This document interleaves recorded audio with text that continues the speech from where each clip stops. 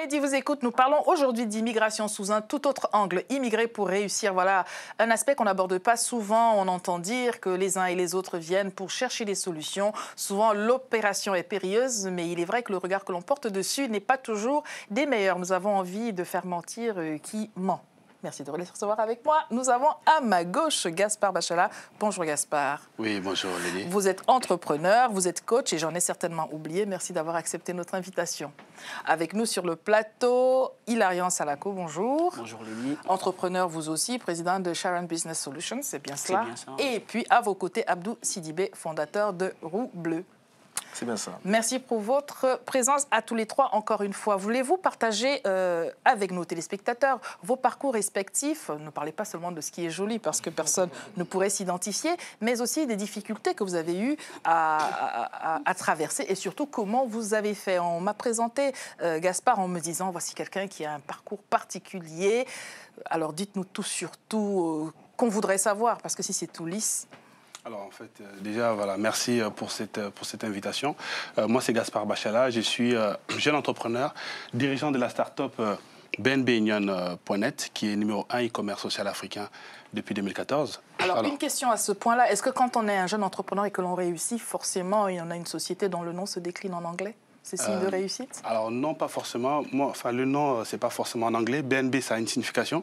Moi, je suis d'origine congolaise. BNB, c'est Binonabiso. Vous et nous, en fait. Une passerelle entre l'Europe et l'Afrique. Ce n'est pas le BNB donc, auquel je pensais. Voilà, donc c'est BNB Union, c'est vraiment une signification particulière. Donc voilà, Binonabiso. Donc pour parler de mon parcours, déjà, quand on dit immigrer pour réussir, j'ai envie de dire s'expatrier pour réussir. Parce que lorsque les Européens vont en Afrique, on parle de s'expatrier. Lorsque les Africains viennent en Europe ou aux États-Unis, on parle d'immigrer. Donc, c'est vrai que c'est un parcours de titan. Ce n'est pas forcément un parcours exceptionnel, comme vous l'avez dit. Moi, j'ai envie de dire c'est vraiment un parcours de titan. Pour quitter le Congo, arriver en France, je suis passé par Congo-Brazza. Ensuite, je pars au Bénin. Bénin, je reste quelques mois. Je vais au Togo. Je repars aussi au Nigeria, repartir au Bénin pour ensuite venir en France. Vous voyez que c'est un parcours qui est très très long, semé d'embûches, beaucoup de risques. Je me suis retrouvé même en prison à un moment donné. Mais tout ça parce que ce n'était pas le American Dream, c'était le French Dream ou le European Dream. Parce qu'on se disait qu'on pouvait faire quelque chose de bon en partant dans ces pays-là en fait. Donc mon parcours aujourd'hui m'a amené jusqu'ici en France et je prendrai le temps de vous détailler qu'est-ce qui s'est passé ensuite. Avec grand plaisir. Voilà. Vous avez la parole. Alors, est-ce que vous vous retrouvez dans ce qu'il vient de nous dire? Est-ce que c'est aussi semé d'embûches? Qu'est-ce qui s'est passé? Comment cela s'est passé? Oui, alors donc Hilarion Salako, je vous remercie déjà de m'avoir invité sur ce plateau. Je me reconnais tout à fait dans ce qu'il vient de dire, monsieur Bachala, même si mon parcours à moi, il a été, on va dire, un peu moins semé d'embûches que je suis là. Alors, d'où êtes-vous parti et pour en arriver là où vous êtes? Alors, je suis béninois d'origine, donc je suis parti du Bénin. C'était suite en fait, j'ai participé à un concours pour entrer en école d'ingénieur en France. C'était un concours national organisé par une école d'ingénieurs de la Bretagne, dont je ne vais pas faire la pub ici. Du coup, à l'arrivée sur ce concours-là, j'étais premier sur le plan national au Bénin. Donc c'est dans ce cadre-là en fait que je suis venu en France. Et puis, je pense que les choses se sont passées très difficilement. Comme vous attendiez? Non, pas du tout. Pourquoi? Très difficilement parce que au départ, déjà avec le concours, j'étais arrivé. Je m'attendais à avoir une bourse parce que c'est ce qu'on m'avait vendu, mais derrière, cette bourse-là n'est pas arrivée. Et le vrai problème a été justement que quand je partais, mon père, il avait été clair avec moi qu'il n'avait pas les moyens de suivre. Et j'ai quand même pris le risque d'y arriver parce que j'étais persuadé, j'avais des rêves, sinon j'avais des objectifs et j'étais persuadé de pouvoir les réaliser une fois sur place. Donc c'est clair que ça n'a pas été très facile, ça n'a pas été de tout repos parce que c'est assez spécial à dire parce que M. Bachala, on se connaît depuis un moment et il sait à peu près bien de quoi je suis en train de parler. Ça a été un parcours vraiment très, très douloureux niveau mental et niveau psychologique, j'ai envie de dire. J'ai la lourde charge de la part de nos téléspectateurs de vous faire accoucher de tout cela parce que ce sont des réalités que d'aucuns vivent encore en ce moment, alors que vous, aujourd'hui, vous êtes déjà passé à autre chose. Peut-être est-il utile de revenir dessus pour ces raisons-là, pour leur dire que c'est possible de ne pas demeurer dans une situation qui paraît parfois inextricable. Abdou, vous avez la parole. Alors. Moi, c'est Abdou Sidibé. Donc, alors moi, je suis franco-malien. Voilà, donc je suis né en France. Mais depuis maintenant plusieurs années, j'ai pas mal, je me suis pas mal engagé dans le domaine associatif auprès des migrants maliens, justement. J'ai été président d'une fédération d'associations de migrants avec plus de 1500 membres issus de la région de Caille au Mali. Je suis aussi dirigeant de la Roue Bleue, donc c'est une association mais qui propose, on va dire, une approche autour de la parentalité et pour les publics en décrochage scolaire. Voilà. Et à côté de ça, on a développé tout un pan autour de la formation, notamment lié au métier du développement durable et, on va dire, aux nouvelles technologies. Alors, Gaspard le disait tout à l'heure, l'immigration, on parle d'immigration dans un sens et d'expatriation dans un autre. Est-ce que cela vous interpelle, cela vous choque-t-il et pourquoi? Alors, moi, effectivement, c'est vrai qu'en tout cas en France, j'ai l'impression qu'on aime jouer avec les mots. Le mot migration est très mal compris, ou en tout cas très mal interprété. Effectivement, aujourd'hui, oui, je le constate et je le condamne. On ne peut pas choisir des types de migration. Quand ça nous arrange, dans certains cas, on accueille certaines personnes de manière humaine, avec la dignité, avec tout ce qu'il faut.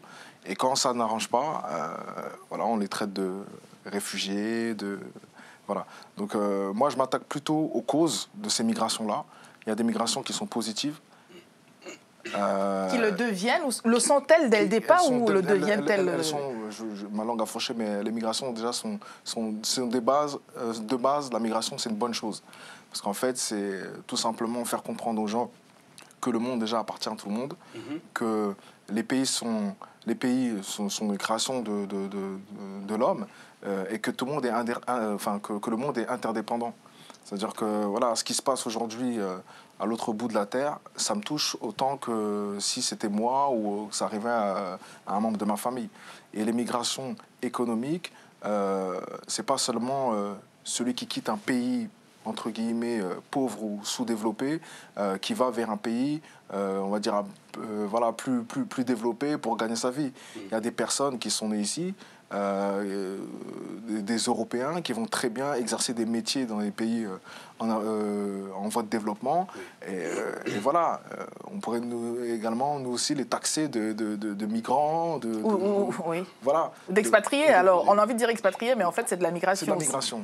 Alors, Gaspard, vous disiez ça veut dire que vous êtes vraiment en accord avec le fait que tout le monde, le monde appartient à tout le monde, malgré tout le parcours qui a été le vôtre. Oui, bien sûr. En fait, il faut qu'on arrête de faire l'amalgame. Il ne faut pas qu'on dise toujours l'immigration quand c'est l'Africain, il faut dire le terme qui est, c'est l'Africain qui vient en Europe. Ce qu'on ne dit pas, on ne parle pas de flux migratoires des Européens qui vont en Afrique. Effectivement, ils vont pour développer des entreprises, ils vont quelque part parce qu'ils ont aussi l'African Dream. Avant, on parlait des European Dream, ça a changé. L'Afrique est donc un rêve, même si elle ne l'est pas nécessairement pour les Africains qui y sont, elle peut l'être pour d'autres personnes. On l'a dit depuis 10 ans, enfin depuis 6 ans avec M. Salako, que voilà, à un moment donné, il va avoir un tournant. Et on le disait, on le criait partout, personne ne nous entendait. Aujourd'hui, l'Afrique, aujourd'hui, c'est l'Eldorado. Ça fait rêver tout le monde. Et il faut aujourd'hui que, voilà, d'ailleurs, nous aussi, il faut qu'on prenne conscience et qu'on puisse agir sur place, en fait. Alors, puisque vous avez un parcours commun, parlez-nous de lui. Ce sera peut-être plus facile pour vous de nous dire des choses de lui et vice-versa. À votre connaissance, qu'est-ce qui aura été le plus dur dans l'étape ? Le plus dur dans l'étape, je dirais que moi, je l'ai connu à une étape où le plus dur était passé. Je l'ai connu en école d'ingénieur et où il était déjà mis sur les rails. Et puis, c'était quelqu'un, en tout cas à l'école, d'assez perspicace, d'assez tenace. Et puis, quand il voulait quelque chose, il y allait. Après, une fois cette étape d'école d'ingénieur passée, on a eu comme tous les jeunes, je pense, africains, mais aussi européens, américains, tout ce qu'on veut, cette étape-là où notre objectif, c'était juste de s'éclater, de s'amuser. Et cette étape-là, aujourd'hui, je pense qu'elle est passée. On est passé à autre chose. Et maintenant, quand on se voit, et déjà, on se voit plus aussi souvent qu'on se voyait avant tous les week-ends. On s'est souvent au téléphone et quand on s'appelle, c'est toujours pour parler projet, entrepreneuriat, t'en es où? Le passé est passé. Le passé est passé. Enfin, il n'est pas vraiment passé parce qu'on se base quand même sur ses acquis pour construire ce qu'on a envie de faire aujourd'hui. Mais j'ai tout simplement envie de dire que actuellement, enfin pour moi, j'ai l'habitude de dire que je vis dans le futur parce qu'il n'y a que le futur qui compte. Ce qui se passe maintenant, c'est les résultats de ce que j'avais fait avant. Et puis, forcément, vu que j'aspire à un futur meilleur, j'essaye de poser les actes qu'il faut maintenant pour arriver à ce futur. Pour garantir la réussite. Oui. Alors, lorsque vous disiez tout à l'heure, le monde appartient à tout le monde, mais on voit bien, quand on parle d'immigration, on a quelques images qui défilent, on a tous à l'esprit ce que l'on voit dans les médias, des bateaux bondés, des gens qui au péril de leur vie, prennent la décision, et parfois, ça n'est pas une décision, c'est peut-être ce qui reste à faire, pour partir à tout prix. Cette démarche-là, d'après vous? Alors, moi, là-dessus, je suis très clair. Dans mes interventions, souvent, je passe un temps fou à expliquer déjà ce que c'est la migration et les différentes causes de migration. C'est important, parce qu'il y a des gens aujourd'hui qui subissent la migration. Je prends l'exemple des migrants climatiques qui aujourd'hui ont, à cause des niveaux de mer qui ont augmenté, n'ont pas d'autre choix que de rejoindre le continent, pour les insulaires par exemple.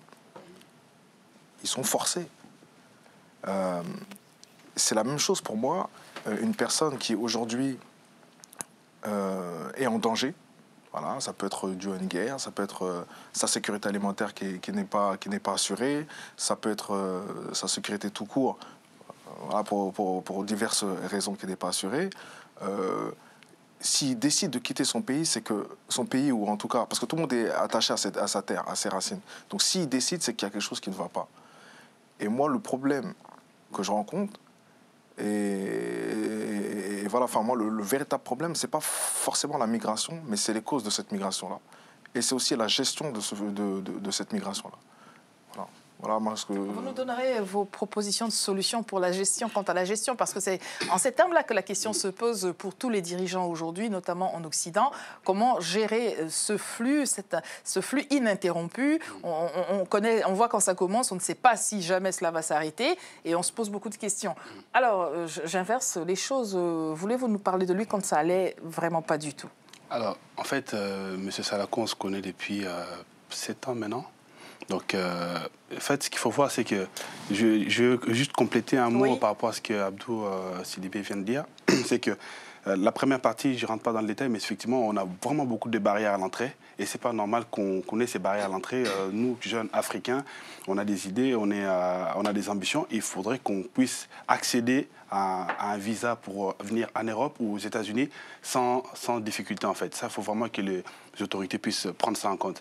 Après, quand on arrive, c'est encore un deuxième combat. C'est-à-dire que vous vous êtes battu pour arriver, vous arrivez, mais c'est un autre combat. Et justement, c'est le combat de cet homme qui est en face de moi, M. Salako. C'est incroyable, hein. Vous arrivez dans un pays, on vous a accueilli, vous voulez juste, en fait, aller à l'école. Il avait déjà le niveau bac, il fallait juste qu'il fasse ses 5 années d'école d'ingénieur parce qu'il voulait devenir ingénieur. Par rapport à un Français lambda qui a papa et maman, voilà, il va à l'école, il rentre, il travaille. Par contre, lui, il va à l'école. Le soir, il rentre, il fallait qu'il ait deux métiers, deux jobs. Il fait son premier job jusqu'à minuit et il fait un deuxième job de 1h du matin jusqu'à 5h du matin. Et ça, je l'ai vu faire pendant au moins 3-4 ans. Il a fait ça. Vous imaginez, vous allez à l'école le matin, vous réveillez à 6h, vous commencez à 9h jusqu'à 18h comme tout le monde. Vous partez un premier job, McDo, de 20h jusqu'à minuit et vous recommencez à 1h. Et ça pendant 3-4 ans. C'était quoi le deuxième job? Et c'était à l'hôtel, en fait. Il était concierge. Donc, il recevait des gens... Concierge endormi ou concierge réveillé? Non, réveillé parce que le boss, il pouvait... à quelle heure on dort, alors? Donc, on dort en cours, on dort... Il faut bien dormir à un moment. Moi, j'ai l'habitude de dire que... Enfin, je pense... Enfin, je suis quelqu'un qui lit beaucoup. Enfin, dans mes moments de solitude, en tout cas, j'ai développé un certain amour pour la lecture. Et je lis énormément les livres sur le développement personnel. Et je le dis souvent, à qui veut bien l'entendre, même si la plupart des gens ne me croient pas. Dites-le à nos téléspectateurs. Mais voilà, je le dis souvent, Monsieur Bachala, il peut le... Enfin, en tout cas, les rares moments où il a pu avoir une preuve, il les a eus. Les rares moments où il a pu vous surprendre un œil fermé. Non, justement, je ne dors véritablement que 3h30 par nuit depuis que j'ai mis pied en France, c'est-à-dire depuis 2008. La France vous a fait perdre le sommeil, est-ce qu'on peut dire comme cela? C'est pas du tout ça, c'est juste que je me suis plutôt... c'est vrai que j'ai eu des difficultés à mon arrivée en France. J'ai pas perdu le sommeil vraiment, c'est juste que j'avais des objectifs à atteindre. Vous avez juste trouvé l'insomnie, ce qui n'est pas la même chose. C'est ça. En fait, en réalité, j'avais des objectifs à atteindre et pour atteindre ces objectifs-là, je savais qu'il fallait que je pose des actions. Du coup, ces actions-là, je les ai posées. Et puis, surtout, je me suis forgé un mental derrière. Et ce mental-là, entre autres, je l'ai construit sur une phrase que j'ai lue dans un livre. D'ailleurs, jusque-là, je ne sais vraiment pas ce que ça veut dire réellement. Mais je me le répète tous les jours et je crois vraiment qu'un homme, enfin un cerveau pour travailler a besoin de 3 heures de sommeil par nuit. 90 minutes de sommeil paradoxal et 90 minutes de sommeil non paradoxal. Ça fait 3 heures et du coup... Et le reste, c'est des heures supplémentaires, on pourrait s'en passer, surtout que ce n'est pas payé. C'est ça. Et puis, je suis des motivateurs, des motivateurs américains un peu partout dans le monde. Il y en a un d'ailleurs qui dit Sleeping is for suckers. C'est les gens qui n'ont rien à faire ou qui y sont déjà parvenus en tout cas. Et moi, c'est pas mon cas. Ou encore Sleep is for those who are broken. Exactement. Mais c'est vrai que donc je me suis forgé ce mental-là et voilà quoi. Mais c'est pas, enfin vous imaginez, c'est pas, enfin moi je trouve ça vraiment injuste en fait. Et il faudrait qu'on revoie le modèle. Quand on arrive ici, il faudrait qu'on ait possibilité d'accorder des bourses en fait, d'études à des personnes comme M. Salako, parce que c'est l'avenir en fait, de la France, c'est l'avenir de l'Afrique, et il faut qu'ils puissent étudier comme tout le monde, rien que ça. Il ne demande pas autre chose, juste pour pouvoir étudier comme tout le monde. Et là, on lui a compliqué la tâche depuis 5 ans. Et finalement, il s'en sort tant bien que mal, il s'en sort. Mais quel parcours. Alors, quel parcours. Oui, je vous laisse réagir à cela. Dormir, to sleep or not to sleep. Alors, je vais être honnête avec toi, moi 3 heures c'est pas suffisant. Voilà, je te dis tout de suite. Non, je comprends ce que tu dis, effectivement, limite il faut dormir réveillé. Hein, il faut dormir réveillé, il faut être en alerte. C'est un peu ce que je trouve dans l'entrepreneuriat. C'est-à-dire que dans l'entrepreneuriat, ici, c'est un réel, on va dire, c'est un réel combat de tous les jours. C'est pas facile. Il y a le moral qui fluctue souvent. Exactement, et si je peux me permettre de te couper, justement, je l'ai toujours dit à M. Bachala, et puis je le redis là, maintenant, avec beaucoup plus de recul. Toute cette période-là, c'était en fait un entraînement pour moi, en fait, pour ma vie future, parce qu'actuellement, dans ma vie d'entrepreneur, je ne dors pas plus, d'autant plus que j'ai démarré start-up toute jeune, avec ses complications aussi, parce que je suis de nationalité béninoise. J'avais été recruté avant même d'avoir eu mon diplôme d'ingénieur. Du coup, j'ai eu le titre salarié. Ensuite, pour créer, il fallait avoir le titre commerçant. À la préfecture, on m'a donné 3 semaines de délai. J'ai eu le titre au bout de 7 mois. Ça a compliqué énormément de choses. Mais là, aujourd'hui, voilà, j'ai pas forcément de repos. Puisque je vais en revenir plus tard si j'en ai l'occasion, mais puisque pour moi, le thème, c'est justement immigrer pour réussir. La réussite, j'en ai ma propre définition, et par rapport à cette définition-là, je pense que j'ai pas d'heure de sommeil à m'accorder vraiment, quoi. Je m'excuse. Je vous laisse aller de l'avant, Abdou. Voilà, donc voilà, je faisais ce rapide parallèle avec la vie d'un entrepreneur. Parce qu'effectivement, c'est pas de tout repos. Être un entrepreneur, c'est perdre le sommeil? Non, pas forcément, mais c'est sortir de sa zone de confort, en fait. Mais vous venez de dire que 3 heures, ça va juste pas le faire, et vous êtes entrepreneur. Non, il faut dormir, parce que c'est important, il faut dormir, il faut bien manger, 3 heures. il faut, voilà. Mais, comment vous faites quand vous dites qu'il faut bien manger? Voilà, j'ai dans mon coin, donc... Voilà, quelques signes. Voilà, mais en gros, il faut... il faut sortir de sa zone de confort, il faut prendre des risques. On est jeune, je pense que c'est le meilleur profil pour entreprendre en fait. Alors cet aspect que vous abordez, c'est peut-être ce qui n'est pas, c'est pas ce à quoi on pense immédiatement quand on a envie de partir. On pense que partir et arriver où on va, c'est déjà la réussite en soi, alors que les choses ne font que commencer à ce moment-là. Effectivement, bon, après, par rapport, on va dire, à cette envie de partir incessante, enfin, je dis incessante, qui existe, l'homme, déjà, il est libre.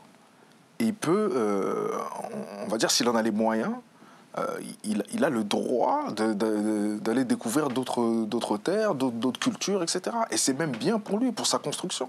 Mais alors, la difficulté n'est-elle pas, dans la majorité des cas, ce qui fait la question de l'immigration aujourd'hui, c'est que justement, ceux qui partent n'ont pas nécessairement les moyens de se prendre en charge. Donc là, c'est un type de migration. C'est cette migration-là qui est, on va dire, forcée pour moi. Parce qu'il faut aller, voilà, on va poser l'espoir sur une seule personne.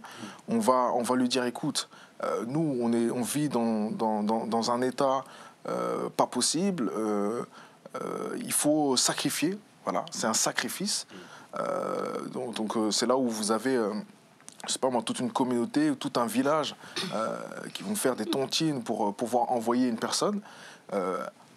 Effectivement à l'étranger, pas forcément en France, ça peut être dans d'autres pays, dans l'espoir qu'ils puissent, pas voler, hein, mais travailler, gagner de l'argent honnêtement et penser à, à donner un petit pécule à sa famille et rester là-bas.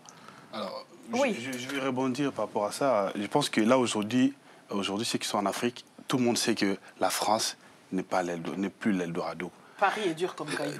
Voilà, il y a les musiciens qui sont là, heureusement, pour quand même... Pour le rappeler. Pour le rappeler, la France n'est pas l'Eldorado. Maintenant, effectivement, si on doit prendre les chiffres, je vais prendre les chiffres officiels, on sait qu'en France, chaque année, il y a 200 000 migrants. Et ce n'est pas forcément les Africains, en fait, parce qu'un immigrant sur deux est européen. Maintenant, moi, je vais m'intéresser vraiment à la cible afro, parce que j'en fais partie, parce que nous en faisons partie. Et cette cible afro, aujourd'hui, quand elle vient, 40% commencent à travailler. Et c'est aussi, elle commence à travailler, et il y a chaque année 250 000 créations d'entreprises. Donc ça veut dire que les jeunes en Afrique, aujourd'hui, quand ils viennent, je pense qu'ils ont intégré le fait que quand je vais en Europe, j'arrive... Arriver, ça ne veut pas dire réussir. Arriver, ça veut dire démarrer une nouvelle aventure. Donc là, c'est déjà un point positif. Ça a pris du temps. Aujourd'hui, je pense qu'ils ont compris. Nous avons compris que quand on arrive en Europe, c'est le début d'une aventure, en fait. Quand enfin on arrive. Oui. Et moi, je veux juste aussi rajouter une chose. C'est que si on s'intéresse aussi aux chiffres, je ne les ai pas exactement. Donc on pourra... je vous invite également, si vous avez la curiosité, à les trouver. Mais je sais... et de sources sûres, que ce mouvement migratoire, il se fait déjà beaucoup plus au sein de l'Afrique elle-même, au sein des sous-régions, que de l'Afrique vers l'Europe. Vous voyez ce que je veux dire? Ouais. Quand je prends la communauté malienne... Elle ne vient pas qu'en Europe. Elle ne vient pas qu'en Europe. Elle ne va pas qu'à Montreuil. Par exemple. Non, c'est-à-dire qu'il y a des gens qui vont au Congo, au Gabon. Alors, mais justement, sur ce point, pensez-vous que cela pose le problème de la même manière que de venir en Europe? Est-ce que c'est parce que les Africains, entre eux, sont plus gentils à recevoir des migrants? Rien n'est moins sûr. Est-ce que c'est la distance? Qu'est-ce qui fait que... C'est là où moi je reviens sur cette fameuse perception, fausse perception de la migration, où c'est toujours le pauvre qui a besoin du riche. Il faut enlever ça de vos têtes. C'est-à-dire qu'aujourd'hui, moi, demain, si je veux m'expatrier ou immigrer au Canada, j'irai. Vous voyez ce que je veux dire? On peut être aisé et avoir envie d'aller se développer ailleurs, tout simplement, sûr, sans que ce soit la misère. Sans que ce soit la misère. C'est juste, en fait, une question d'aboutissement personnel, en fait. C'est une question d'enrichissement personnel.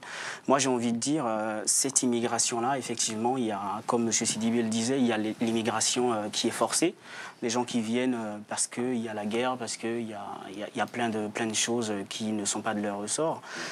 Mais derrière aussi, il y a cette immigration-là qui se fait parce que, justement, nos proches, parents ou amis qui sont ici, il y en a beaucoup quand ils partent, vu qu'en termes de conversion de devises, ils pèsent plus lourd financièrement.